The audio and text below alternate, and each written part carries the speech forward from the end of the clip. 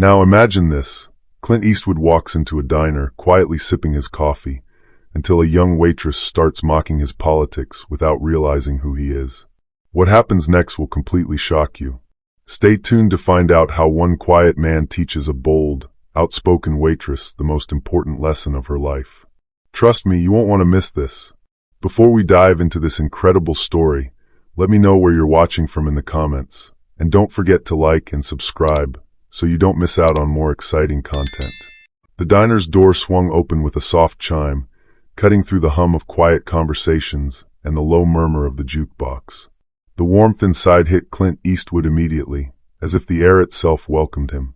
He stepped in, his weathered leather jacket catching the soft glow of the evening light, adding to the already well-worn, almost nostalgic charm of the place. It was a simple, modest diner, the kind that had seen better days, but still held a sense of history in every creaky booth and chipped mug. Time seemed to move slower here, where older folks gathered over coffee, reminiscing about the past, and younger ones came for a quick meal or a chance to be heard.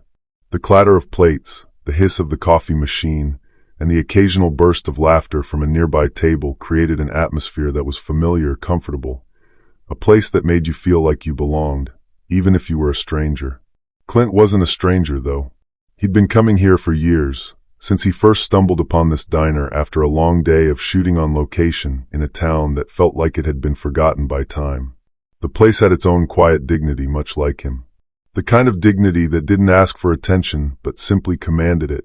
He slid into a booth by the counter, a place he always sat when he came in, facing the door, a perfect spot to observe the world around him. The low buzz of conversation faded into the background as he pulled out a weathered notebook from his bag, the kind that told stories of long flights, quiet drives, and the kind of solitude that most people didn't quite understand. He glanced up briefly, his sharp eyes taking in the scene with a practiced calm. The familiar faces of regulars were there, their lives unfolding in slow motion, just as they always did when Clint was in town. But today, something felt different. A young waitress named Sarah caught his eye almost immediately. She was new, relatively speaking, only a few months into her shift at the diner. She wasn't the shy type, not one to fade into the background. In fact, it was impossible to ignore her. With her vibrant red hair pulled into a messy ponytail and a bold smile that could either warm or challenge you, Sarah's presence filled up the room without her needing to say a word. She had a kind of energy that buzzed, electrified, almost as if she was always on the verge of making a statement or asking a question that the world wasn't ready to answer. She had a lot to say, especially when it came to politics, and she made sure everyone around her knew it. Sarah wasn't shy about her views, and her boldness often bordered on brazen. She'd argue with anyone who dared to challenge her, whether it was about the latest headline or the state of the country. To her, the world was black and white, and the future was as clear as day. The younger generation would rise, and the old guard would have no choice but to step aside. Clint ordered a cup of coffee, his deep voice barely rising above the low murmur of the other customers. "Just black, no sugar," he said. His eyes were still scanning the diner, though not really paying attention to anyone in particular. He didn't need to look up to know exactly where Sarah was. She was busy, moving around the diner with a practiced efficiency, but her voice, loud and sharp, sliced through the hum of conversation. As she moved between tables, Sarah couldn't help but talk.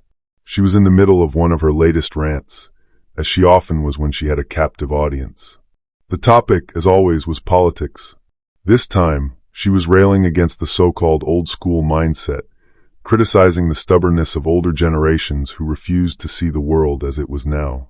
To her, the older folks who still clung to outdated political ideologies were not just wrong, they were the problem. The world, she said, was changing, and it was time for the younger generation to take charge. It was a familiar tune, one Clint had heard countless times in all kinds of places. But there was something about the way Sarah spoke that was different this time. Her tone wasn't just confident, it was almost condescending, like she had already won the argument before it had even begun. She spoke with the certainty of someone who had never questioned her own beliefs, as if the world would bend to her will simply because she was young and passionate. Sarah wasn't talking to Clint directly yet. In fact, she probably didn't even notice him, sitting quietly in the corner. But as she walked by his booth, Her voice rang out a little louder than usual, just enough for Clint to hear. She casually mocked the old-school mindset, saying it was high time for people like him to move over. There was a bite in her words that wasn't there before, sharp, almost dismissive. Clint didn't react. He didn't flinch. He didn't even glance up. He had heard these kinds of discussions before. Hell, he had been part of them. But something about Sarah's tone piqued his interest. She wasn't just making a point. She was making an accusation, a judgment about people she didn't know and opinions she hadn't fully considered. It wasn't the disagreement that caught his attention. It was the arrogance that came with it. But Clint, as always, chose silence. The kind of silence that spoke volumes without uttering a single word. He had learned long ago that sometimes the most powerful response was no response at all. Instead, he focused on his coffee, letting the sound of Sarah's voice fade into the background. He knew this wasn't the last time their paths would cross. As Clint sipped his coffee, his eyes occasionally flicking to the occasional customer, Sarah's voice began to echo more loudly, drawing his attention once again. It was clear she wasn't just serving food or taking orders. She was in the middle of a performance, trying to convince everyone around her that her view of the world was the only one that mattered. She was now standing at a nearby table, gesturing animatedly with one hand, the other holding a notepad. Her words grew sharper, as if she was trying to rile up her audience. The topic was still the same, politics. But this time, Sarah wasn't just expressing opinions. She was deconstructing everything she thought was wrong with the political systems, institutions, and ideologies that had been in place for decades. "You know, I'm so tired of these old-school politicians," she said, her voice practically vibrating with indignation. "I mean, seriously, how many more terms do they need before they realize the world has changed? It's time for the next generation to take over. Time to let the younger, smarter, and more forward-thinking crowd take the reins. We're done with the outdated ways of thinking." She was leaning forward now, eyes locked onto the people she was speaking to, her hands moving to emphasize every word. She was good at this, good at making people feel like they were part of something important, something urgent. But she wasn't just talking to the people at her table. No, her voice carried, drifting over to Clint, who sat quietly in the corner, watching her every move. There was a slight shift in the air, a subtle change in her tone. As she moved towards the counter, Sarah's eyes flickered over to Clint. There he was, sitting alone like an old relic, quietly observing the world passing by. The glint of recognition crossed her face, but only for a moment. She'd seen him in the diner before, but like most of the regulars, she didn't pay much attention. He was just another aging man, one of the many who probably didn't care about the things she cared about. Her thoughts moved fast, faster than she could control. And without missing a beat, she decided to throw one last jab into the air, an extra line just for him. She tossed the words out, as if testing the waters, but knowing full well that they would strike deep. "So, are you one of those get-off-my-lawn types too, huh?" Sarah said, flashing a smile that barely concealed her sarcastic edge. "I'm sure you probably think all this political correctness is ruining the country, right?" Clint's eyes didn't flicker. Not a muscle moved on his face. But she saw it. She saw the way his jaw tightened just slightly. He didn't react outwardly, but something in his eyes shifted. It wasn't anger, at least not at first. It was more like something waiting for the right moment. Sarah, however, had no idea. To her, he was just another old guy stuck in his ways, someone who had seen too many movies to care about the things that mattered now. And that thought gave her confidence. She didn't have to be nice. She didn't have to give anyone the benefit of the doubt. After all, she was the one with the future on her side. The younger generation was always right? She moved behind the counter, her hands busy with cleaning cups, her thoughts still buzzing around her own views. But Clint's presence hung in the air like an unspoken tension, a small reminder that things weren't always as simple as they seemed. He wasn't reacting, not yet, but Sarah could feel something in the pit of her stomach. Maybe it was the weight of the silence, or maybe it was the way Clint's stillness seemed to fill the room, making everyone just a little more aware of what they were saying. And then, as she filled a coffee pot, trying to shake off the strange feeling creeping up on her, Clint's voice cut through the air, low and deliberate. "You know," he said, just loud enough for her to hear, "there's nothing wrong with being a little careful with your words. They have weight. They carry meaning.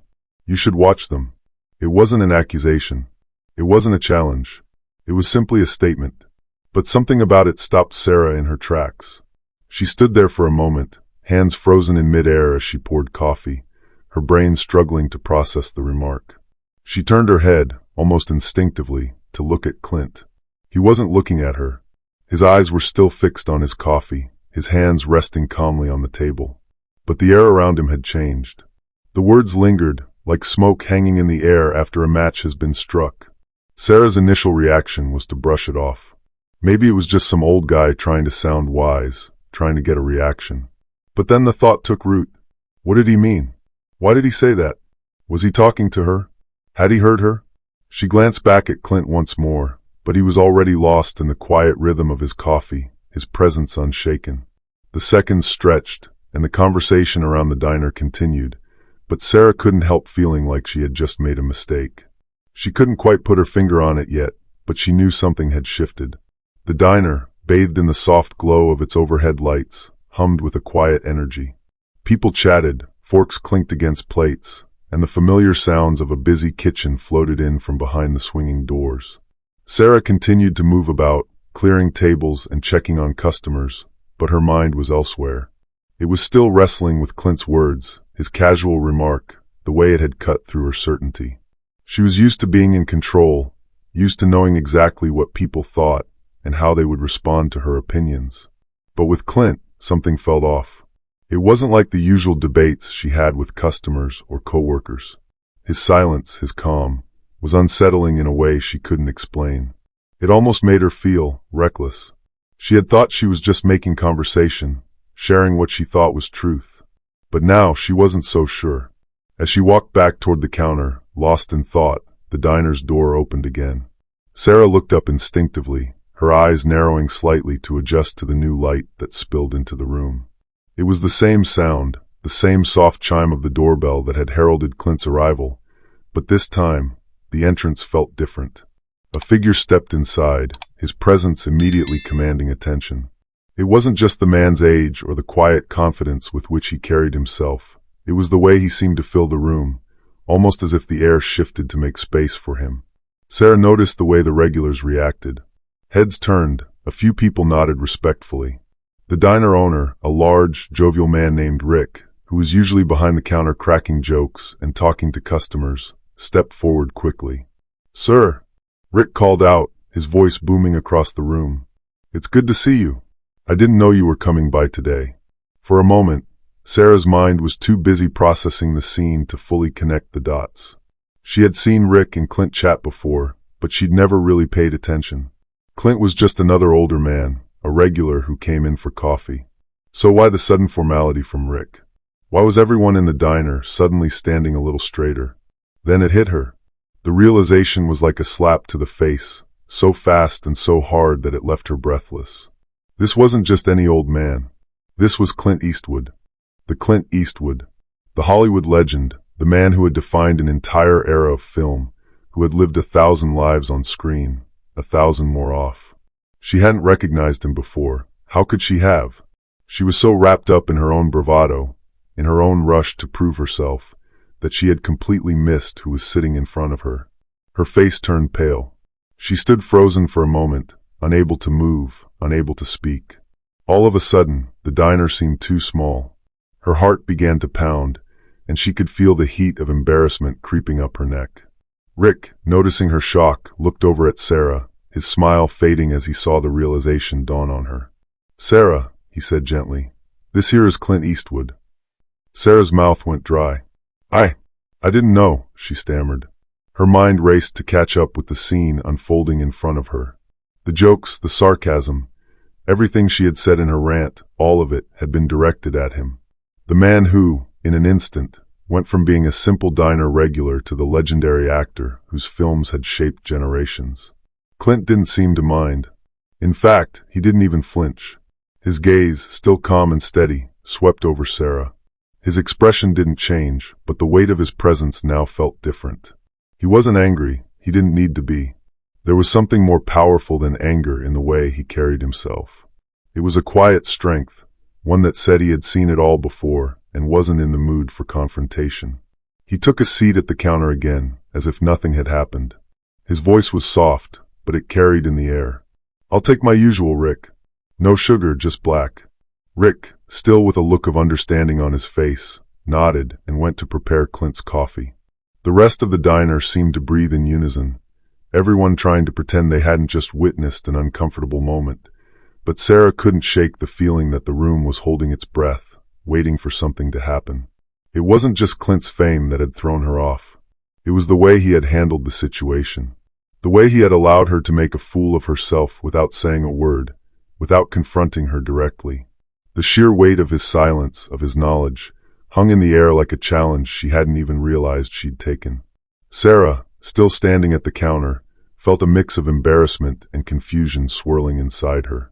She glanced at Clint again, her mind racing. He hadn't said anything. He hadn't shouted or lectured her. He had simply let her talk, let her make her assumptions, and watched as the truth slowly unfolded before her. And that's when it hit her. The power wasn't in the loudest voice or the harshest words. The power was in the calm, the patience, the ability to stay silent and let someone else unravel their own mistakes. Rick placed Clint's coffee on the counter with a small smile. "Here you go, sir." Clint nodded, his face softening just for a moment as he acknowledged Rick's gesture, before turning his attention back to the room. He hadn't said a word to Sarah, but somehow the message had been delivered. The diner, which had been holding its breath since Clint's identity was revealed, now seemed to shift into slow motion. The clinking of silverware, the sizzle of bacon on the griddle, all seemed to fade into the background, replaced by an almost electric silence. Everyone in the diner had felt the shift, the change in the air, the sudden weight that had settled on the room. For Sarah, time felt like it had stopped. Her mind was racing, her stomach twisted in knots, as she watched Clint sip his coffee, calm and unbothered. She had gone from being the loud, confident young woman, boldly making her opinions known, to standing there, exposed and vulnerable. She felt like a child caught in a lie, and the pit in her stomach seemed to grow with every passing second. She had mocked him. She had made assumptions about him without knowing anything. Now all she could do was stand there, frozen, trying to put together the pieces of her own mistake. How could she have been so blind? How could she have so carelessly ridiculed someone she didn't even know? But Clint, still sitting at the counter, didn't seem interested in making her feel worse. He didn't jump in to scold her or let his anger boil over. His silence, however, was like a quiet storm, steady and inevitable, forcing Sarah to face the weight of her own words. The doorbell chimed again, but this time it didn't break the tension. It only seemed to make it thicker. Clint slowly set his coffee cup down, his movements measured, deliberate. He didn't make a big show of standing up or moving. He simply rose from his stool, the quiet click of his boots against the floor almost louder than the moment itself. Sarah's heart began to pound in her chest as Clint turned to face her. The room was still silent, every eye in the diner now on the two of them. The weight of the past few minutes hung in the air like a thick fog. Clint didn't need to raise his voice. His calm, steady gaze said it all. He looked at her without malice, his eyes betraying a quiet wisdom that felt older than anything she had ever encountered. And then, with a slow, deliberate voice, he spoke, just loud enough for Sarah to hear, and for everyone else to feel. "You know," Clint said, his voice low and gravelly, like a distant thunderstorm, "there's a lot of power in words, a lot of weight behind them, and sometimes we forget that." Sarah's throat tightened. She had expected anger, maybe a biting comment or a scathing remark. But this wasn't what she had expected. It wasn't a lecture. It wasn't an attack. It was just a simple statement, one that cut through her defenses like a hot knife through butter. "I've been around a long time," Clint continued, his eyes never leaving hers. "I've seen the world change. I've seen good men and women come and go. And one thing I know for sure is that respect, real respect, is something you can't just demand. It's earned. It's given. And you don't get it by belittling people you don't understand." There it was, the truth, quiet and steady. His words landed on Sarah like a weight, forcing her to confront not just her mistake, but the arrogance that had driven her to speak before thinking. The sense of entitlement she had carried, the belief that her perspective was the only one that mattered, began to crumble. The silence stretched on as Clint stood there, his presence calm, yet commanding. He didn't wait for her to answer. He didn't need her to apologize. He didn't even need her to acknowledge him. Instead, he simply turned and walked toward the door, his footsteps steady, purposeful. As he reached the threshold, he paused and glanced back over his shoulder. The words that followed were simple but profound, carrying the weight of a lifetime's worth of lessons. "Next time," he said, his voice softer now, "choose your words carefully." And with that, he stepped out of the diner, leaving a stunned silence in his wake. The moment Clint walked out the door, the spell was broken. The room, which had been holding its breath for what felt like an eternity, suddenly exhaled. Conversations resumed, but there was a shift, an unspoken understanding among the diners that something meaningful had just transpired. Sarah stood at the counter, frozen, her hands still gripping the rag she had been using to wipe down the counter. Her heart still pounded in her chest, but now it was no longer out of anxiety. It was from the weight of what had just happened, the weight of Clint's words, the weight of the moment. She didn't know how long she stood there, but it felt like an eternity.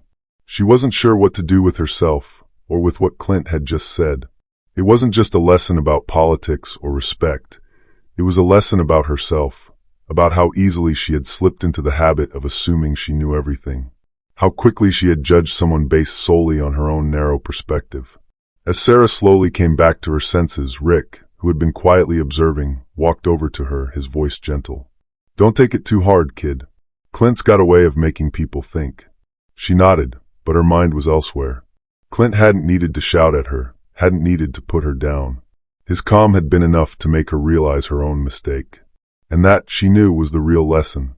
The minutes ticked by, but Sarah didn't seem to notice. She stood behind the counter, her thoughts a tangled mess of disbelief and self-reflection. The diner had returned to its usual rhythm, the clinking of dishes and the murmur of quiet chatter resuming, but for Sarah, the world had shifted. She could feel the weight of Clint's words pressing against her chest. "Choose your words carefully." They echoed in her mind, over and over again, like a mantra. She had heard those words countless times before, but today, they carried a gravity she couldn't ignore. The thing that lingered in her mind wasn't just how she had mocked him, it was how quickly she had assumed she was right. How confident she had been in her own beliefs, as though the truth only existed in one place, her perspective. It wasn't just Clint who had caught her off guard, it was the realization that she had been blind to the complexity of the world around her, blind to the fact that other people, no matter their age or background, carried their own truths, truths that were just as valuable as hers. As the seconds ticked on, Sarah's hands moved instinctively, wiping down the counter once again, but this time, it was as if she was cleaning away the remnants of her own arrogance. She wasn't sure what she was looking for, answers maybe. A way to understand how she had gotten so caught up in the noise of her own opinions that she hadn't stopped to listen to anyone else. Rick walked over and placed a fresh cup of coffee in front of her, the steam rising gently. His voice was low, almost like he was trying to gauge her mood. "You know, Clint's a lot of things," Rick said, his gaze softening. "But one thing he's not as quick to judge. He's seen enough to know that everyone's got their story, and sometimes the best thing you can do is listen." Sarah nodded, but she wasn't really listening to Rick anymore. She was still hearing Clint's voice in her head, the steady, unshakable calm of it. She had been so eager to talk, so eager to prove herself, that she hadn't even noticed the wisdom standing right in front of her. For the first time in a long while, she realized she had a lot to learn. It wasn't just about politics or who was right or wrong. It was about respect. It was about understanding that the world didn't revolve around her, that there were perspectives beyond her own. Sarah's fingers gripped the edge of the counter as she exhaled slowly. She wasn't sure how to make things right with Clint, not that she could, exactly. But she knew that she had to change something inside herself. If she wanted to keep moving forward, to keep growing, she had to be willing to listen, to truly hear what others had to say. As the evening wore on, Sarah found herself watching the door, almost expecting Clint to walk back in, as if he could sense her need for some sort of closure. But he never did. He had come, shared his lesson, and left, leaving her to carry it with her, to unpack it in her own time. The night stretched on, and Sarah kept working, but something had shifted inside her. She wasn't sure what the future would hold, but she was certain of one thing. She was going to think more carefully about the words she chose, and about the people she chose to underestimate. For the first time, she understood what Clint had meant. Respect wasn't something that could be demanded. It had to be earned, through quiet strength and through listening, really listening to the world around you. And maybe, just maybe, that was the first step toward becoming the person she wanted to be.